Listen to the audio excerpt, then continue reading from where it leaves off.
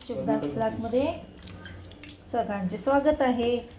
कसे आहात सगळेजण मस्त आणि स्वस्तच असताल. स्वस्त राहा, मस्त आणि मजेत राहा. आज सकाळी पाण्याचे बघा प्रॉब्लेम झालेले, तर आता पिण्याचं पाणी तर आम्हाला एक हे आणावंच लागली. बरणी म्हणतात का काय, ह्याला काय म्हणतात बॅरेल बरणी.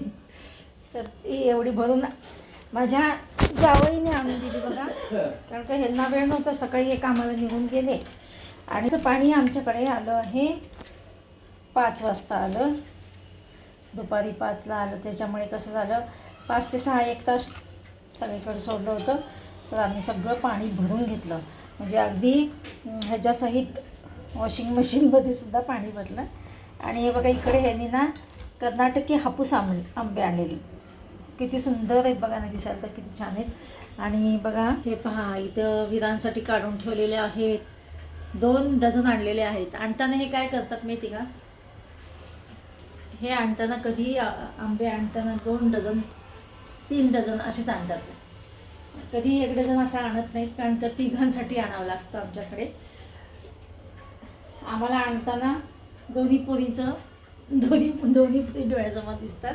त्याच्यामुळे आम्ही काही आणताना पोरीचा विचार करूनच आणतो. तर चला, असं मस्तपैकी आता आज आंब्याचा रस करायचा आहे. ह्यांना खायचे होते, हे म्हटले किती दिवस झाले मी आंबे खाल्लो नाही, किती दिवस झाले, कारण का सतत आणलेले होते. जसं सीझन चालू झाला ना तसं ह्यांनी भरपूर आंबे आणले होते यावेळेस, पेटीच आणायचे. तर आता कसं झालं आहे, आंब्याचं सीझन संपत आले. केशर आंबा आहे, पण बाकीचं बघा आंब्याचं सीझन संपत आलेलं आहे. तर मग ह्यांना पण खायचे होते आंबे, त्याच्यामुळे म्हणले मला आंबे आणायचे. फायनली ह्यांनी 2 डझनची पेटी आणलेली आहे. चला आता मस्तपैकी आंब्याचा रस बनवते. या कर्नाटकी हापूस आंबा खायला या सगळेजण. तर चला मी आंब्याचा रस बनवते. आणि बघा इकडे रसिका येईल, विरांशी येईल, म्हणून म्हटलं चला आता त्यांना काहीतरी बेसन पिठाचे पकोडे बनवूया म्हटलं. कांदा घेतलेला, आता कांदा पण चिरून घेते. मग अशी वापरायचं पाणी भरून ठेवताना मला ना सोलापूरची आठवण आली. सोलापूरला असंच आहे, ज्या दिवशी पाणी सोडतात त्या दिवशी सगळं भरून ठेवतं. आणि नगरला सुद्धा तसंच होतं. आम्ही राहायला गेलो होतो ना नवीन, तर सगळं पाणी भरून ठेवत होतं. ज्या दिवशी पाणी सुटतं त्या दिवशी पाणी सगळं भरून ठेवायचं. छोटे छोटे भांडे पण भरून ठेवत होतो. चला विरांश आले दिसते.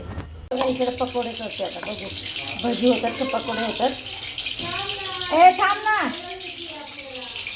विनायक, थांब रे.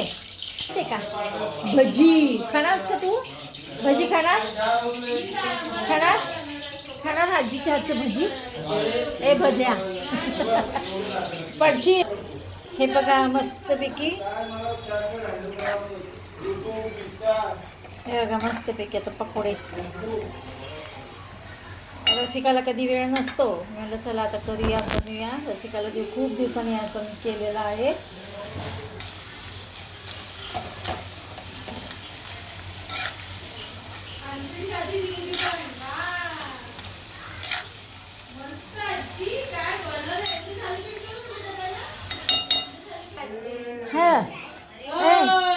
एक घ्या का, चला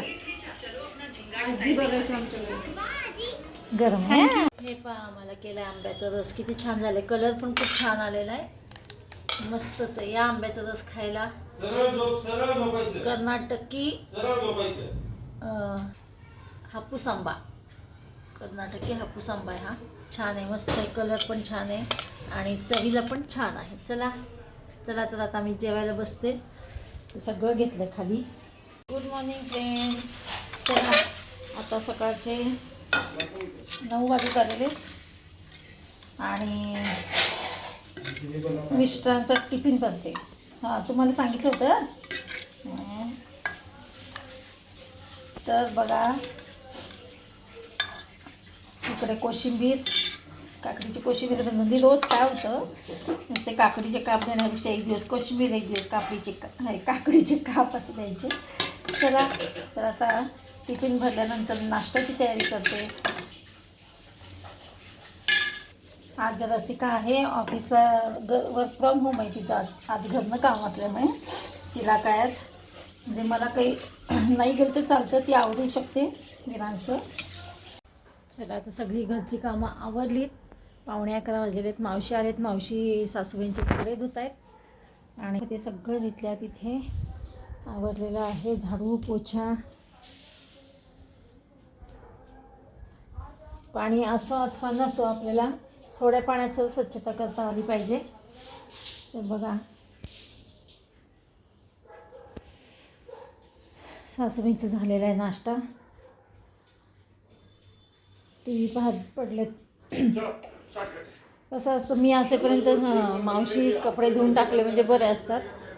नाहीतर काय होतं, सासूबाई इकडं सरकत उगी पडायच्या, तर एक भीती वाटते. चला सगळं पण आवरलेलं आहे. आता रसिकाकडे निघते मी. आज काही रसिकाकडे सकाळी गेलेली नव्हती. रसिका आज वर्क फ्रॉम होम असल्यामुळे, घरनं काम असल्यामुळे मी काही गेली नाही. म्हटलं करू दे, जाऊ दे आज. कारण का सकाळी काय होतं, सासूबाईंना हे आंघोळ घालत होते सगळं, मग आवरावरी यातच खूप वेळ जातो. तर चला असो. आणि आज सकाळी ना आमच्याकडे 7 ते 10 पाणी प्यायचं वापरायचं दोन्ही पण आलेलं होतं बघ. पण रसिकाकडे कसं झालं, 10 मिनटंच का पाणी होतं वाटतं प्यायचं, तर काय तिला प्यायचं पाणी मिळालं नाही आहे. तर मी त्यासाठी ड्रम एवढं बॅरल भरून ठेवले, ती घेऊन जायचं पाण्याची बाटली. चला तर मी आवरून जाते. चला भेटूया अशा नवीन एका ब्लॉग्समध्ये. तोपर्यंत बाय बाय, टेक केअर.